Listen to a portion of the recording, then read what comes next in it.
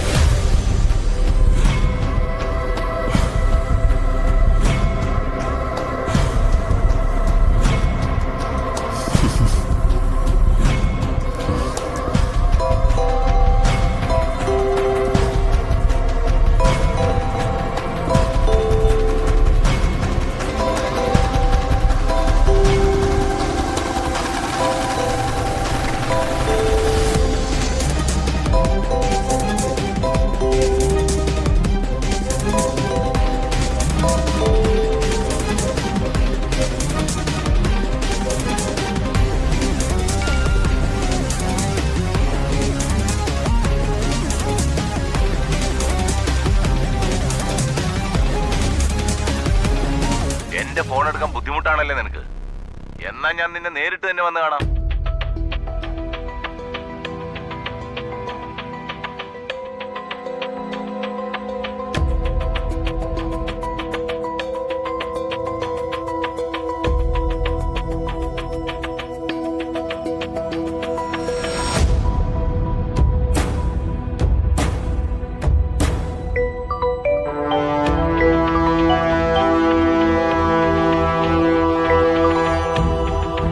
Hello sir, ഞാൻ കുളിക്കായിരുന്നു. വന്ന് phone എടുത്തപ്പോഴേക്കും കട്ടായിപ്പോയി. അല്ലാതെ എന്റെ മെസ്സേജ് കേട്ടതുകൊണ്ടല്ല, തിരിച്ചു വിളിച്ചതല്ലേ? സർ, അത് ശരിക്കും പിന്നെ ഇന്നലെ എന്റെ പിള്ളേരെല്ലാം കൂടി കുറച്ച് കുഴപ്പം പിടിച്ചൊരു കാര്യം ചെയ്തു. ആ, സോഷ്യൽ മീഡിയയിലൊക്കെ ഒരു സംഭവം കറങ്ങി നടക്കുന്നുണ്ട്. കാര്യം എന്താണെന്നറിയോ? സിറ്റിയിലൊരു ഡോക്ടർ എനിക്ക് കുറച്ച് പണം തരാനുണ്ട്. കുറച്ചു കാലം ഡോക്ടർ മുങ്ങി നടന്നു. പിന്നെ ചോദ്യം ചോദിച്ചപ്പോ അതിന്റെ പേരും പറഞ്ഞ് എന്നെ ഇങ്ങോട്ട് ഭീഷണിപ്പെടുത്തി. എന്റെ പിള്ളേര് സഹിക്കുവോ? ഇന്നലെ രാത്രി എന്നെ അവനെ പൊക്കി. എന്നിട്ടെന്താ, ഒരു നഗരപ്രദക്ഷിണം ഇടിച്ച് ചതച്ച് ശരീരത്തിലുണ്ടായിരുന്ന തുണിയും പറിച്ചെടുത്ത് അവനെ സിറ്റിയിലെ നടു റോട്ടിൽ ഇറക്കി വിട്ടു. ഡോക്ടർമാരുടെ സംഘടന നാട് നന്നാക്കാൻ നടക്കുമല്ലേ, അത് ഏറ്റുപിടിച്ച് നാട്ടുകാരും കൂടെ കൂടി ബഹളം ഉണ്ടാക്കുന്നുണ്ട്. പക്ഷേ അതൊന്നും എന്റെ അടുത്തേക്ക് വരില്ലെന്നേ. അല്ല, അപ്പൊ ഞാനെന്താ പറയാൻ വന്നത്? പണത്തിന്റെ കാര്യം. ഇനിയിപ്പോ ഈ ഡോക്ടറുടെ സ്ഥാനത്ത് വീണയാണെങ്കിലും എനിക്ക് വലിയ കുഴപ്പമൊന്നുമില്ല. സർ, അത് ഒരു പെണ്ണാണ്, അത്യാവശ്യം പേരെടുത്ത ആളല്ലെന്ന് ഞാൻ വിചാരിച്ചത്. ഈ തന്ന അവധിയൊക്കെ തീർത്തു കളഞ്ഞില്ലേ? ഇനി ഞാൻ തനി സ്വരൂപം കാണിക്കണോടി. സർ, പണത്തിന് വേണ്ടി തന്നെയാ ഞാൻ ഇപ്പൊ നിൽക്കുന്ന സ്ഥലത്തേക്ക് വന്നത്. അത് എത്രയും പെട്ടെന്ന് കിട്ടുകയും ചെയ്യും. കിട്ടിയാൽ ഉടനെ ഞാൻ സാറിന്റെ അടുത്ത് വന്നോളാം. നിന്റെ വാക്ക് നീ പാലിക്ക, അല്ലെങ്കിലേ എന്റെ വാക്ക് ഞാൻ പാലിക്കേണ്ടി വരും. പൊക്കൂന്ന് പറഞ്ഞാ പൊക്കും. ഈ ലോകത്ത് നീ എവിടെ പോയി വിളിച്ചാലും പൊക്കും. ഇനി എന്റെ ഫോൺ വരുമ്പോ എടുക്കാതിരിക്കാൻ നോക്കണ്ട. ഒരു മെസ്സേജ് അയക്കാനുള്ള ഗ്യാപ്പ് എനിക്ക് തന്നാ ഞാൻ നിന്റെ കൺമുമ്പിലുണ്ടാവും. ഓക്കെ?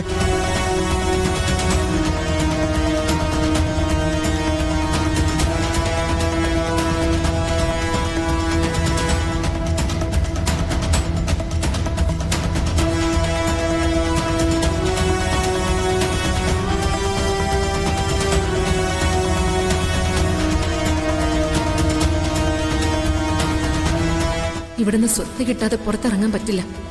അയാൾ എന്നെ കൊല്ലും. ഹരിയുടെയും നിത്യയുടെയും വിവാഹം യഥാർത്ഥത്തിൽ കഴിഞ്ഞിട്ടില്ലെങ്കിൽ അത് വല്ലാത്തൊരു നിയമതടസ്സം. അവരുടെ വിവാഹം കഴിഞ്ഞോ ഇല്ലയോ എന്ന് കണ്ടുപിടിച്ചേ പറ്റൂ.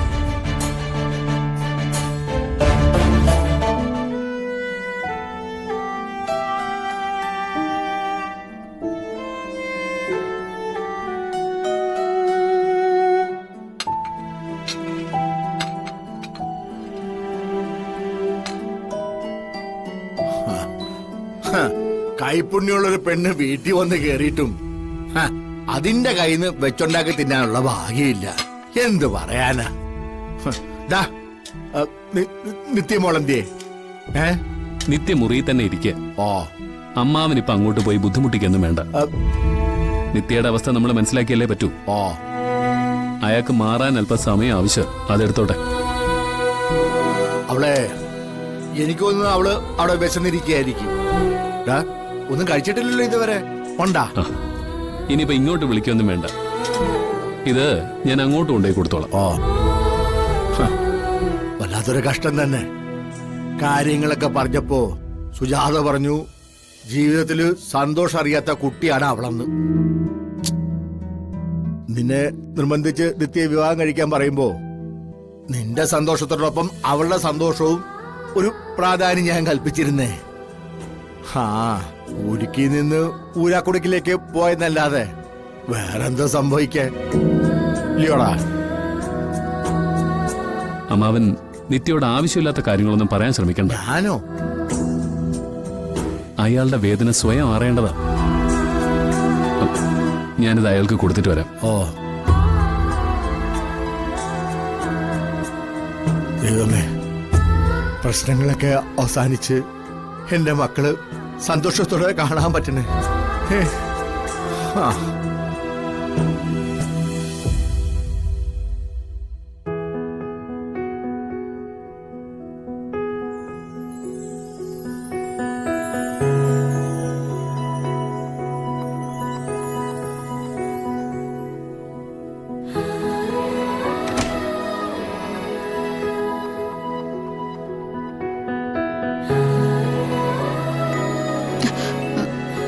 താനെവിടെ ഇരുന്നോ? എന്തേലും കഴിക്ക. എനിക്ക് വേണ്ട ഹരി. പട്ടിണി എന്തിനെങ്കിലും പരിഹാരമാണോ? ഒന്നിനൊരു പരിഹാരമല്ല. പക്ഷെ പട്ടിണി ഇടന്ന് ചാവാലോ. ജീവിച്ചിരിക്കുന്നതും ചാവുന്നതും തമ്മില് ഇപ്പൊ വലിയ വ്യത്യാസമൊന്നുമില്ല. പറഞ്ഞു വേദനിക്കാനാണെങ്കിൽ നമുക്ക് ഒരുപാട് കാര്യങ്ങളുണ്ട്. അപ്പൊ പിന്നെ എളുപ്പ വഴി എന്താ? മറക്കുക. താൻ പട്ടിണിയിരിക്കുന്നത് എനിക്ക് സഹിക്കില്ല. മറ്റെല്ലാം മാറ്റിവെച്ചാലും നമ്മൾ നല്ല ചങ്ങാതിമാരല്ലേ?